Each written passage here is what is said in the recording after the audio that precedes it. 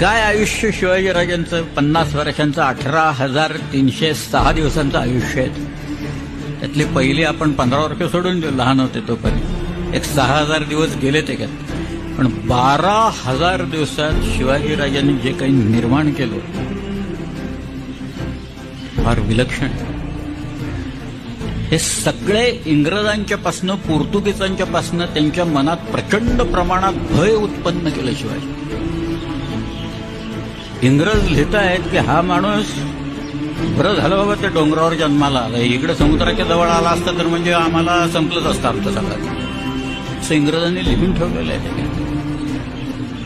ह्या सामान्य गोष्टींना इथे असामान्य अचिव्हमेंट्स आहेत महाराजांनी केलेल्या आणि अत्यंत कमी दिवसात केलेल्या आहेत.